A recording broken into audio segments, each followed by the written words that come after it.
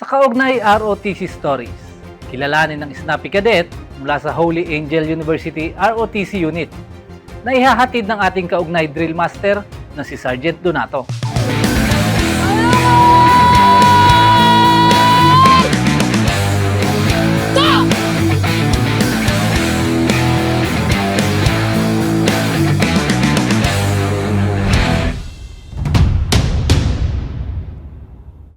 Magandang araw, pamilyang kaugnay. Muling nagbabalik ang kaugnay ROTC Stories, kung saan ating itinatampok ang mga kwento ng inspirasyon, mga salaysay na nagpapatunay na ang disiplina, determinasyon at malinaw na layunin ang magsisilbing gabay tungo sa tagumpay. Ngayong araw, tampok sa ating kwento ang growing leader, The Rise of a Cadet, na nagbibigay liwanag sa paglalakbay ng isang pagiging kadete mula sa Holy Angel University ROTC Unit. Tunghayan natin ang kanyang inspiradong kwento.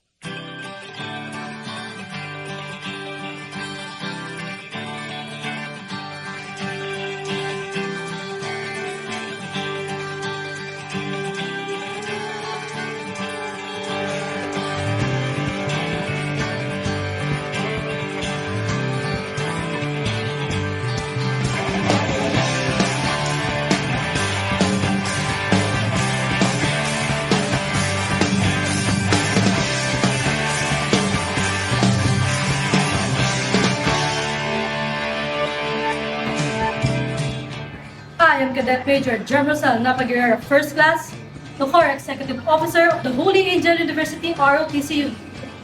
And this is my ROTC journey.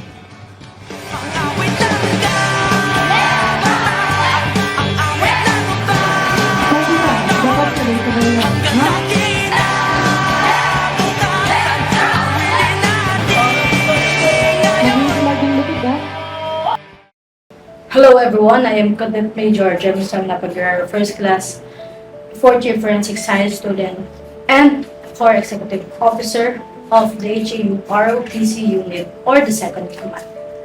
Para sa kwentong ROTC na ito, gusto ko hindi ako magkwento ng sarili kong journey. Gusto ko marinig din nyo ito mula sa mga taong naging bahagi nito. Ang mga taong nakikita sa bawat pagod, bawat pagkakamali, bawat tagumpay, bawat pagkakataong muntik na ako sumunod. I was born in Batangas City, but I grew up here in Angeles, Pampanga because of my family's work. My father, Rodelina E. Guerrero, and my mother, Maria Cecilia Napaguerrero, raised me together with my two older siblings, Drew Madeleine and Jean Carlo. I am the youngest in the family. Growing up, I had a dream that many people found unusual for a young girl, to serve in law enforcement and the military. My family never laughed or judged at my dream. They never told me that it was impossible. Instead, they supported me in every step of the way. Sa pamilya namin, hindi ko inakala na ako ang magiging cadet officer. Pero minsan, ang maliliit na pangarap ng isang bata ang nagiging pinakamalaking dahilan kung bakit siya patuloy na lumalabang hanggang sa paglaki. Magandang araw po sa inyong lahat. Ako po si Cecil Guerrero. Mother po ako ni Jem. Si Jem po ay bunso sa 3 kong anak. Ang kuya po niya ay isang registered rat tech at ang ate po niya ay isang registered psychometrician. Bata pa lang po si Jem ay nakitaan na po namin siya ng potensyal at kakaiba po sa lahat ng bata. Nakaka-proud po at nandito na po siya sa ROTC program ng Holy Angel University. At na-experience po niya ang training sa camp sa Tarlac. And such a memorable experience po talaga. But trust po kay Lord na alam ko na ito po yung dinasal ko na makatulong sa akin na maghubog ng disiplina sa aking anak. So proud po ako sa anak ko. Jem, keep it up. But above all, huwag kalilimutan ng Panginoon. Palaging magdasal at always ask for guidance and safety. Proud kami sa iyo lahat. Holy Angel University has been my second home since elementary. When the time came to choose a college program, I pursued forensic science because I was fascinated by investigation, science, and experiment. College also introduced me to leadership. I started as a student leader, first as a staff member, then as a counselor officer, and eventually as the president of our forensic organization. Those experiences taught me that leadership isn't about having authority.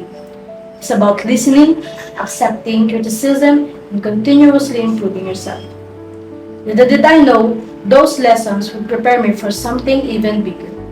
Hello, I am John Win Santos, a fourth-year forensic science student and a friend of Jem. So, actually 3 years na kaming magkaibigan ni Jem, and as a friend, Jem is very caring.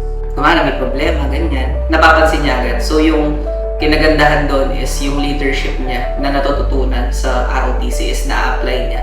Hindi lang sa mga ACADS tsaka sa mga pagiging student leader niya, pati na rin sa mga kaibigan niya. Ang pinaka-misconception sa mga ROTC officers is sobrang strict nila, ganyan. Pero kapag siya, parang she's just a big ball of joy lang, kumbaga. So, magiging komportable ka talaga magkwento, makikinig siya sa'yo, willing naman siya. And yun, lalo na yung sa mga kapag alitan, ganyan, mga banter. So yun lang naman. My ROTC journey wasn't perfect. In fact, before becoming an officer, I became someone people called a quitter. During my first year, I was already training as a cadet officer. I was determined to finish what I have started. Pero, dahil sa mga circumstances that are beyond my control, I had to leave before earning the rank I worked so hard for. Masakit, hindi dahil nagsabing quitter ako. Kung hindi dahil naniniwala akong baka tama sila. For a while, I questioned myself, but deep inside, I knew that one setback should never define my entire journey. So I came back. I trained again, and I started over. And today, I stand before you as the core executive officer of this unit. Kung may isang bagay akong pinagpapasalamat, iyon ay mga taong hindi sumuko sa akin kahit muntik na akong sumuko sa sarili ko. Hello everyone, my name is Private First Class Rio Ashley F. Bonita, Philippine Army Reserve, a former Corps Commander of Batch Kahang Tabay, and one of those cadets, including sa batch na yun, is si Jem Guerrero, the current Corps Executive Officer. What's nice about Jem is that she is actually a leader na nagsistand out, not just dito lang sa ROTC but also sa mga orgs na pinag-serve niya. Actually, si Jem, she is not just my junior, she was actually a former buddy of mine. Nagkasama kami until reception rites, and one day, she reached out to me and she told me na maybe she wanted to quit. Until the following year, she wanted to try again, which became a challenge for us as her now seniors noon. Still, regardless of that, we provided her the guidance that she needs. It actually became helpful for her buddies because siya yung parang naging ate nila. And right now, she deserves the Corps EXO position. Of course, magaling siya mag-guide and very compassionate siya and very helpful sa mga cadets and juniors. Coming back wasn't easier. In fact, it was even more challenging because ngayon, I already know paano nag-work yung military organization. I realized that before you can lead others, you first have to learn discipline, responsibility, sacrifices, and even know how to serve. At ang pinaka-importante, I learned that leadership begins by taking care of the welfare of your people before yourself. That lesson changed me, not only as an officer, but also as a person. It inspired me to become the leader I once needed when I was still learning. Si Jem, actually, matagal na rin kami magkakalala. Since grade 7 kami, magkakasa rin kasi kami up until now with the same program. Kilala ko talaga siya as a very masayahin at lagi nagpapasaya sa mga taong nakapaligid sa kanya. Ngayon, as her senior and also as a previous executive officer, I've seen her growth. Nakita ko kung paano siya mag-lead at mag-guide ng mga juniors niya, and also, nasa kanya lahat talaga ng mga qualities na dapat na meron sa isang executive officer. Behind every cadet officer is a group of people who silently become their strength. For me, they are my buddies. Hindi man kami magkakaedad, hindi man kami laging pare-pareho ng pananaw, pero sila ang mga taong laging nandyan kapag kailangan ko sila. We laughed, struggled, and grew together. And every memory we created reminds me of why I choose to stay. and why I continue to serve this unit until the very end of our journey. Good day everyone, I am Cadet Major Gabriel Jun Pascua, first class from the Holy Angel University ROTC unit.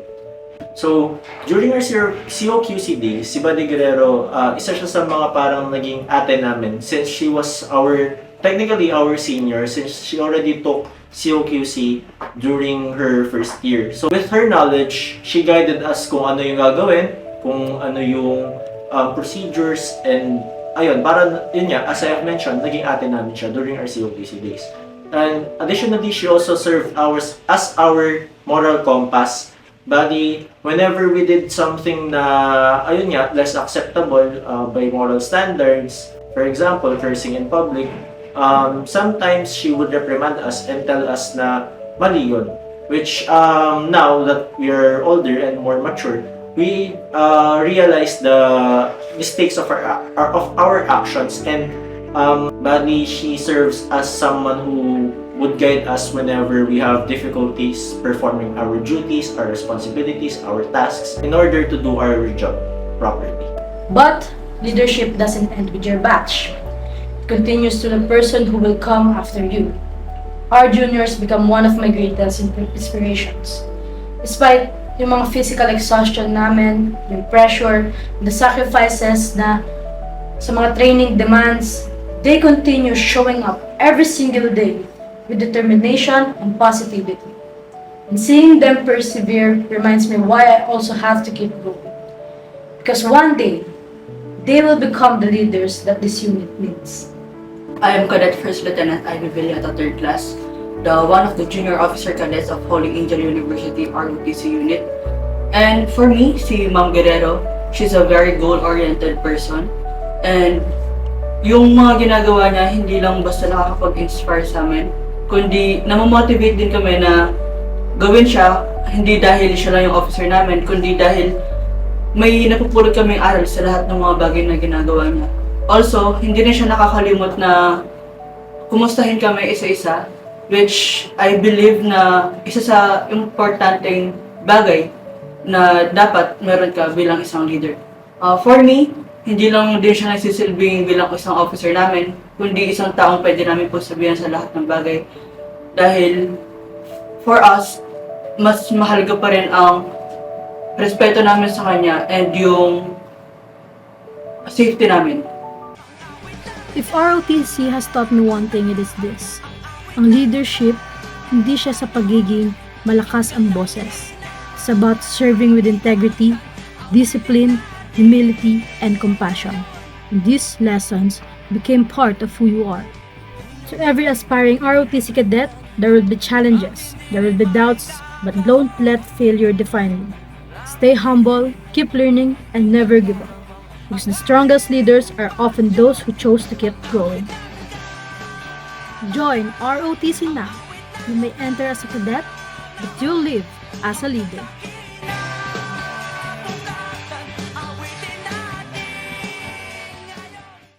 Sa Holy Angel University ROTC unit, ang tunay na leader ay hindi lamang nasusukat sa ranggo, kundi sa kakayahang maglingkod, manguna sa pamamagitan ng halimbawa at magbigay inspirasyon sa kapwa. Patuloy tayong magsilbi, mangarap at magtagumpay para sa Diyos at para sa bayan. Muli, ako si Sergeant Lester Donato, ang inyong kaugnay Drill Master. Kita-kits muli sa susunod na Biyernes, dito lang yun sa Kaugnay ROTC Stories.